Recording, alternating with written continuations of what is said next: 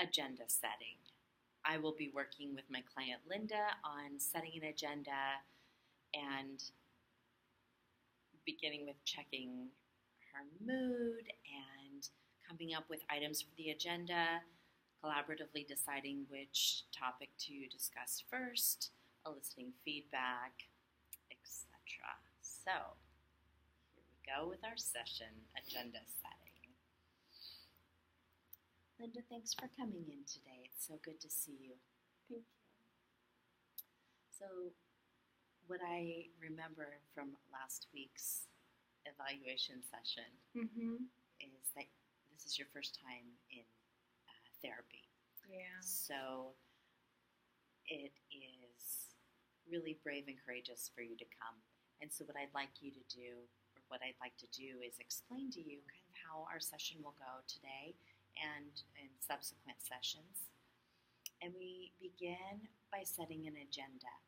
And the reason for an agenda is to keep track of the topics that we want to discuss.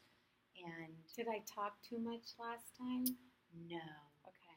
this is a technique that helps me stay on track, and it helps us really focus and narrow our goals, and we can work on one at a time. And I find it to be really effective with this cognitive behavioral therapy that we're working on together. And I'll explain more about that later. But I first would like to let you know that I will be taking notes, and I will try to be as discreet as possible. But the purpose for the notes is for me to ensure that I get down what it is exactly that you're saying so that I can refer back to it and have a point of reference. This won't leave this office. It's just more of a way to guide the session. So I'd first like to check in with you and see, since our evaluation session last week, how generally have you been feeling? I'm still pretty down, but I'm still pretty down in the dumps. Still having trouble getting off the couch. Mm-hmm. So you're still feeling tired? Really tired. Okay. I'm going to add that to the list. Feeling tired. Okay.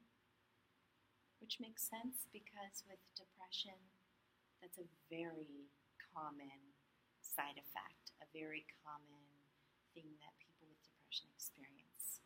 Okay. So we're feeling tired. What else has gone on that you maybe want to discuss today? Well, I can tell that my daughters really miss me, and if I am there, I'm kind of like a ghost, just kind of going through the motions. So I'd like to give them more quality time. I'm just having trouble getting up and doing that. That's right, more quality time with your girls. Okay. We can discuss that. Oh, and another thing about the setting the agenda, we don't go into, at this stage, we're just quickly going to briefly write down the topics that we want to discuss. And then as we choose them and discuss them further later in the session, that's where we can get into more detail. But it's just right now, let's get some ideas on paper so we can choose from them later. So more quality time with girls. You're feeling tired. What else?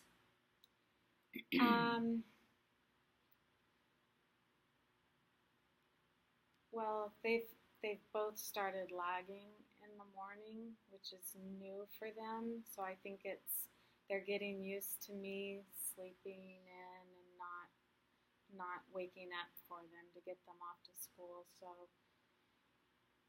I'd like to work on at least waking up and getting them off to school. Okay. Waking up in the morning.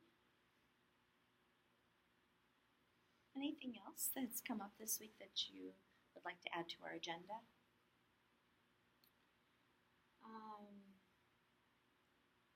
maybe cooking more meals.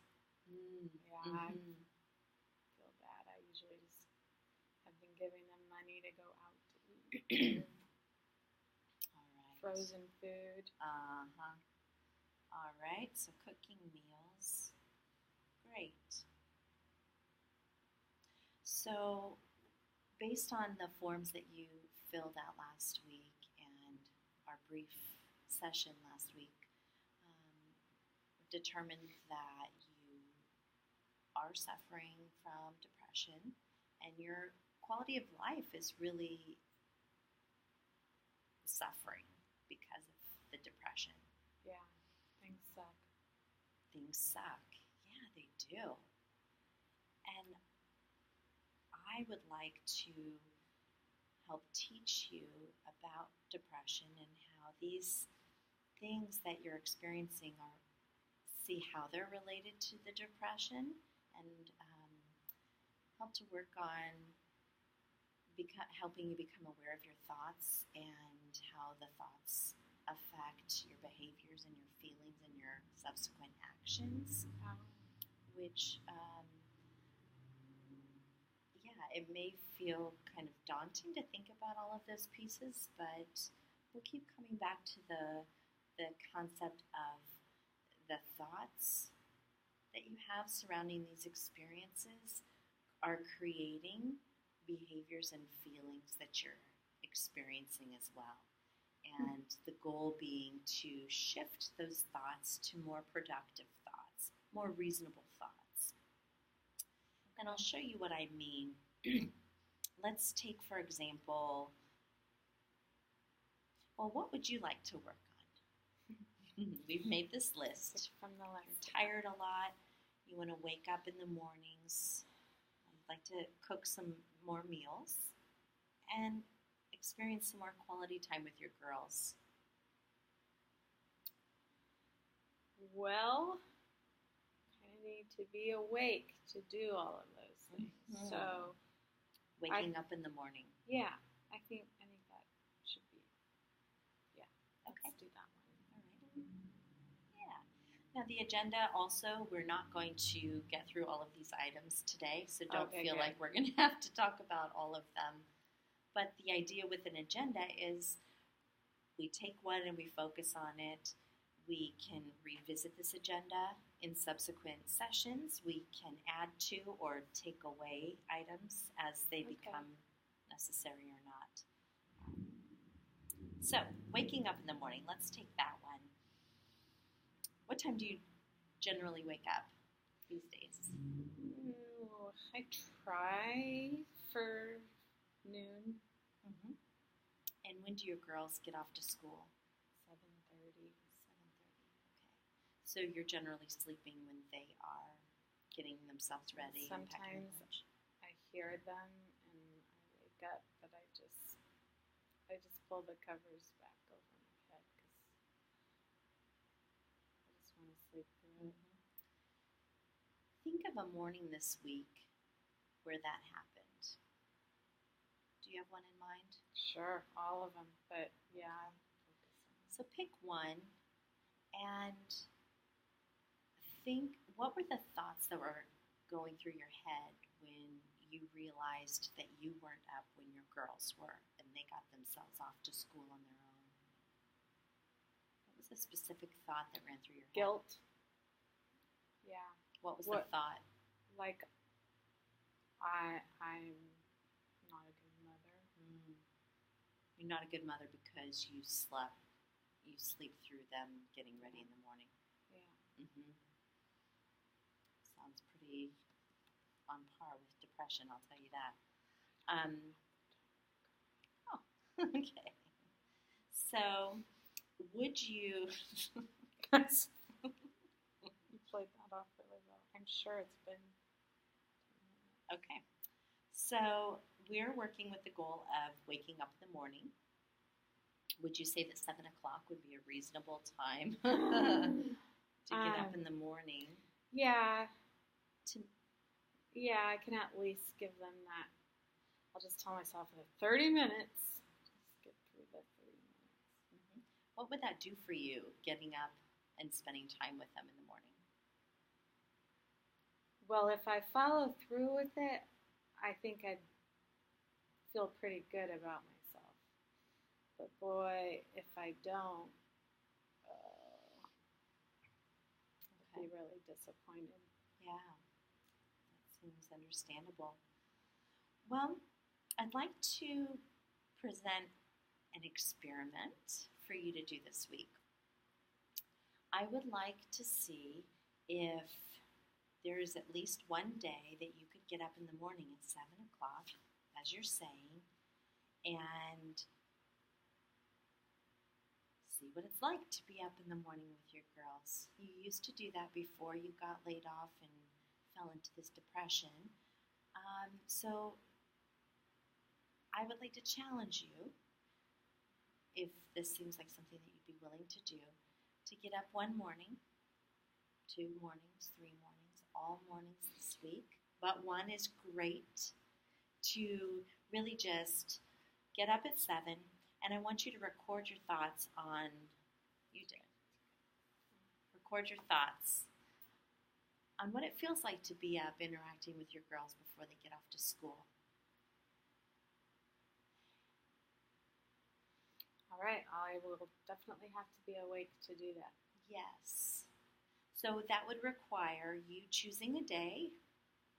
Why don't you choose a day right now, a day that you think you could do this activity? I'll shoot for Tuesday. Tuesday. All right. So Monday night you set your alarm for 7. Tuesday morning you get up at 7 and you enjoy your kids. Okay. And you record your thoughts. How did it feel? Record your feelings. How did it feel? And what I mean by record is just to jot it down on a piece of paper, in a journal, something that you can bring back to me next week and we can talk about that. Like how tired I am? Writing down how tired you are? Yeah. Sure. Is that what you mean? That, really whatever you want to write, but that, and also how did it make you feel to be up and engaging with your daughters in the morning? Oh. Okay. And should there be mornings that you do not get up at 7, don't beat yourself up over it, because we all have days like that. I'd like you, though, also to record the feelings and thoughts for those days. So ideally, we would have 7 short little lines, jots of jot down how you're feeling, what thoughts you're having, and then we can discuss that next week at our next session. Okay. Does that sound like an achievable activity for you this week? Yes. One day, right? One day? Maybe more, but Sure. one.